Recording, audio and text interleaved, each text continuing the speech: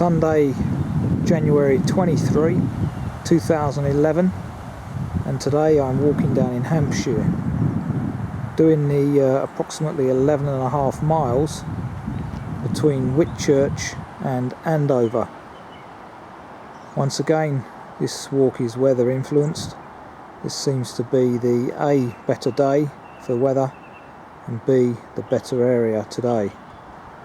It's now 11:30 approximately.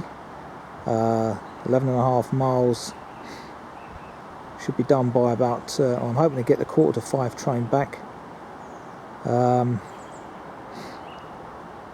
Shouldn't be any problems with mud, etc. today. It's a bit grey, but as I say, this area's probably drier than many in the southeast today.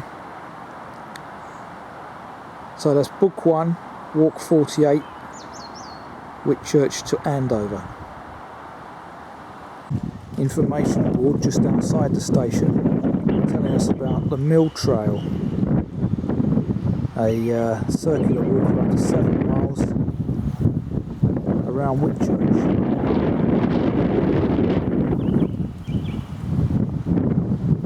All Hallows Whitchurch with its Norman features. Okay, here we are at the start of the River Test, one of the UK's best trout streams, so I read.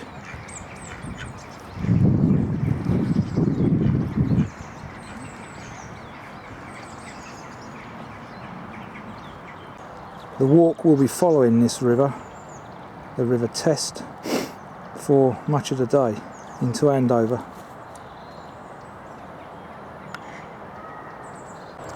Not sure if that's visible, but there's an example of one of the brown trout inhabiting this river. I've seen several of them already. Prime examples.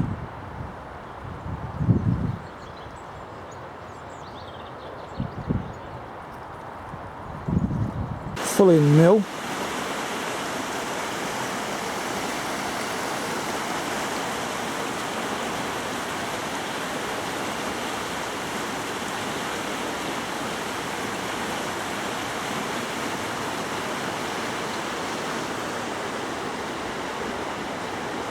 Regeneration at the Millennium Greens project.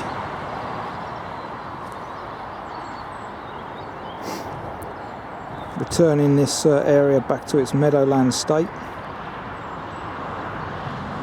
Point 17 in the text, the stile just past Ivy Cottage has been obliterated. There's the rebuilt Ivy Cottage. There's no stile. Well, what's left of it needs repairing. This is the field that apparently can be very overgrown when nettled in the summer, and I can well imagine that.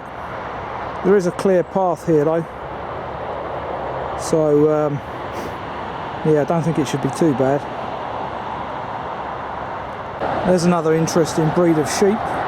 Don't recall having seen them before either. Interesting black faces, panda-like. St Mary's Church, Tufton, which apparently has a 800-year-old Saxon chancel. Moving away from the noisy A34 now. Back alongside the River Test at Tufton.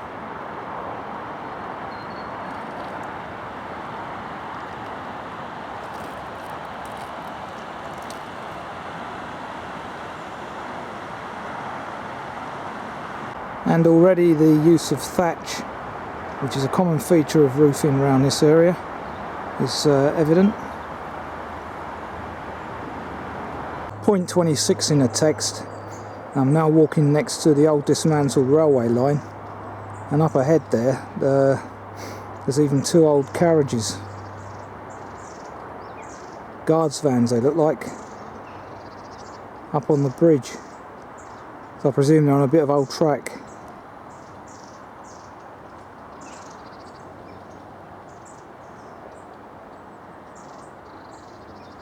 Easy grass walking along the new footpath mentioned in point 27 of the text. It's so new that still not on the map, or certainly not on my 1 to 50, which I've downloaded. They look like hares to me. It's towards the end of January. Rabbits. Difficult to tell from this distance.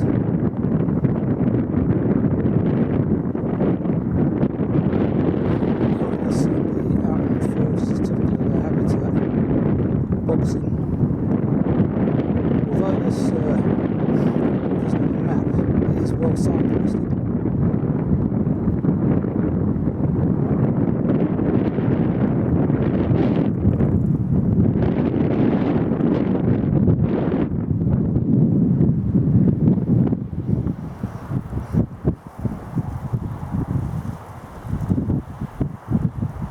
Disused railway bridge at Firgo Lane.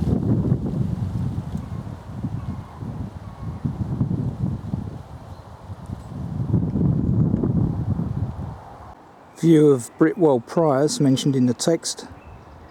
Building was moved, well, the timbers were brought down from Oxfordshire in 1927 by a colonel and his wife, turned into farm cottages. Also at quite a high point here for this area, about 100 metres or so up, and there's some view, River Test.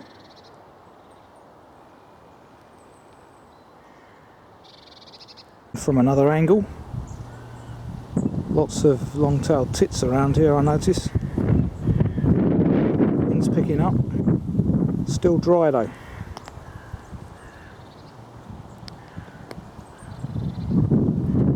Waters really are very clear here.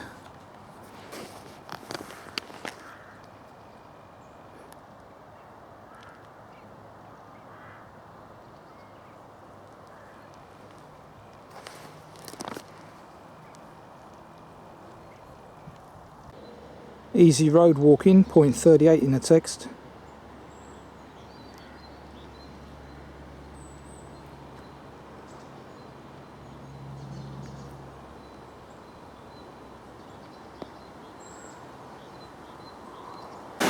Information there about Longparish Upper Mill, built circa 1870.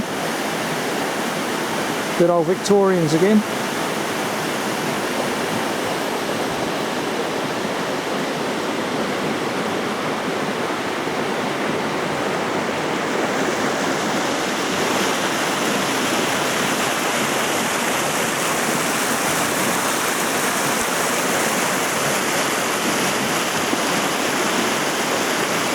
There's a better view of it.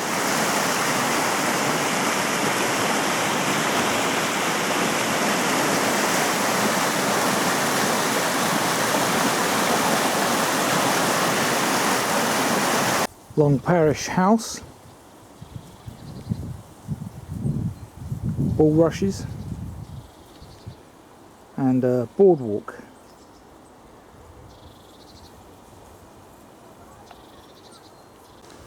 Fine view of the River Test from the boardwalk.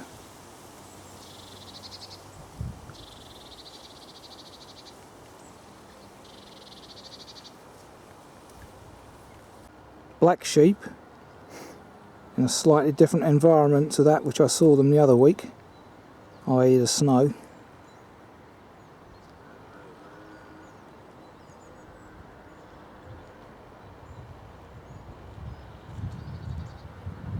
We're now in the village of Longparish. It's 1:15, and this is the first of the possible lunchtime stops. The Cricketer.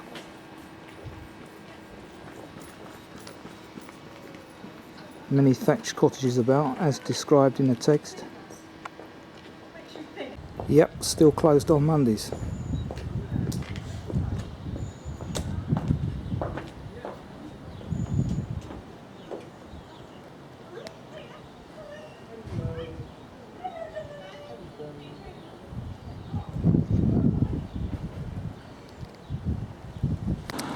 Fine example opposite the pub. Alright. Easy grass walking once again on the edge of Longparish.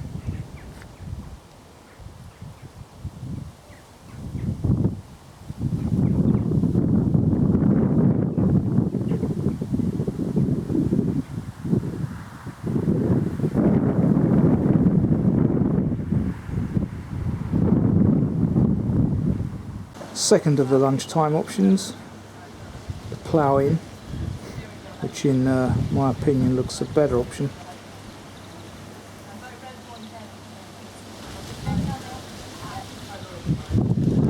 Footpath passes through the car park at the back there. It's got a nice garden to it as well. As usual, I'm headed up this way to have lunch in the church. Punishment stocks at the Church of St Nicholas, Longparish,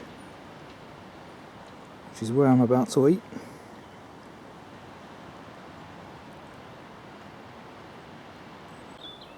There's a better view.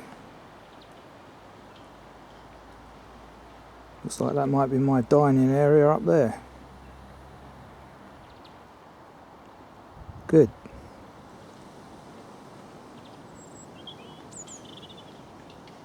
As usual, Robin accompanying me there in the background. What a great clock. Actually telling the wrong time, it's about 1:45 now. Not to worry.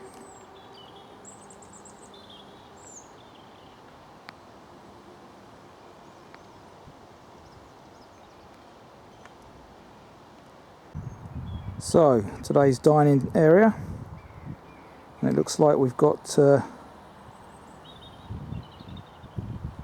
Nancy and Harold Goodwin to thank for this, so thank you.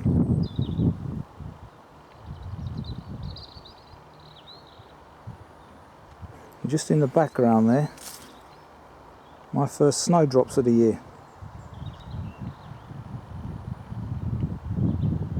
Lovely. Funny how the seasons whiz by. Soon be the daffs and the tulips, etc.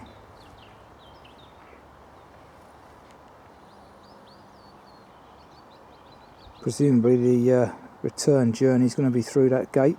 River Test is just in the background there, presume.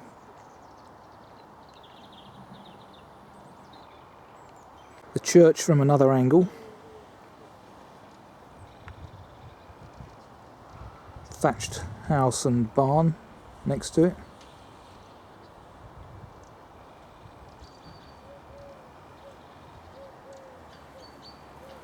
Okay, it's now just gone 2 o'clock. Press on. My pedometer tells me I'm 5.6 miles into the walk, so that's as good as halfway. So I need to get my skates on if I'm going to get that 4:45 train. Having just come past the old piggery, just over there in the distance, now following the green signs on the trees through Harewood Forest, which is an old deciduous forest. Can still hear the traffic in the background, mind you. Never really been able to get away from that today.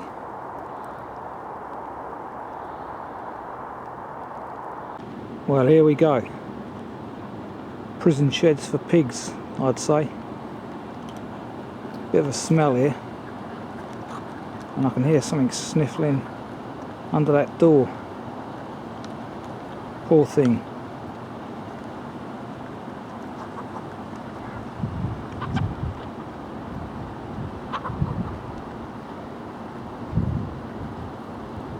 Harewood Forest at point 62 in the text. And although there's still a distant hum, this is probably the quietest it's been on this walk thus far.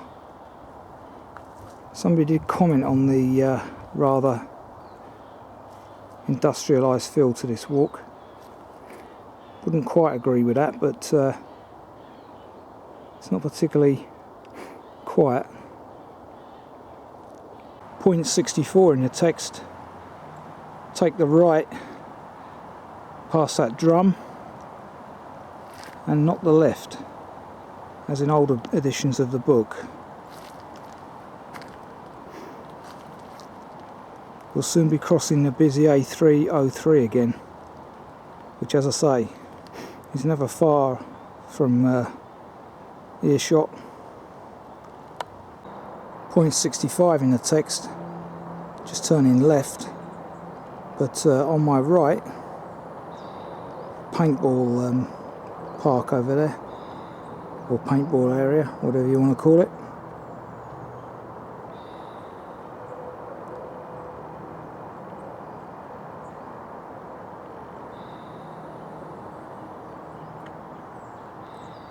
The view upon leaving the wood at point 66 in the text.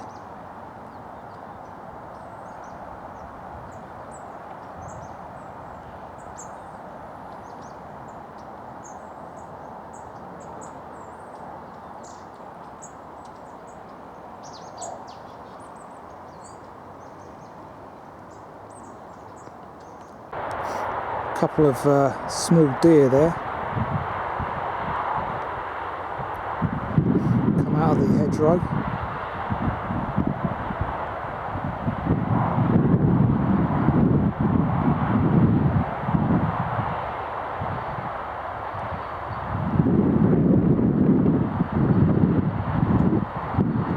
Looking down across Andover from near Bear Hill Farm. Looks like the cathedral in the middle there. Just about see it through the mist.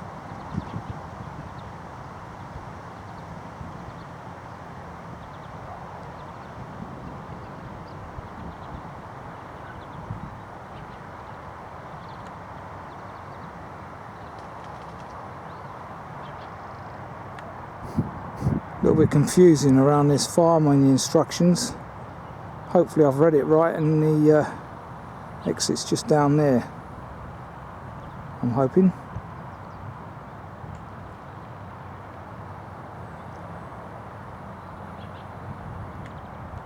Yes, good. Here's the unusual metal style as mentioned in the text, with metal footplates. Okay, 4 o'clock, so that's a 4.5 hour walk, which isn't bad at all.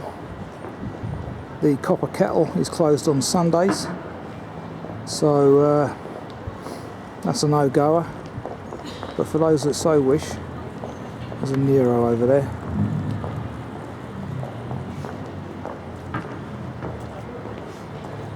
So it's not a cathedral, it's the parish church of St Mary. Pretty impressive.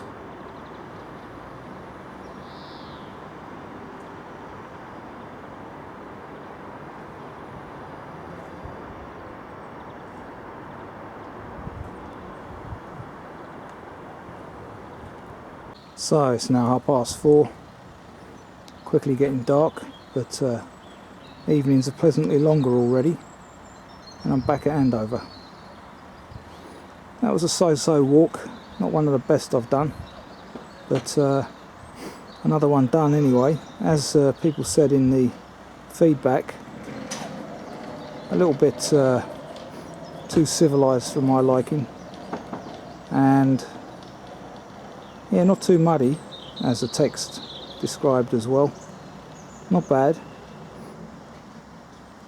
And my pedometer's indicating 13.2 miles, so clearly slightly out, because the official distance according to the book is 11.5.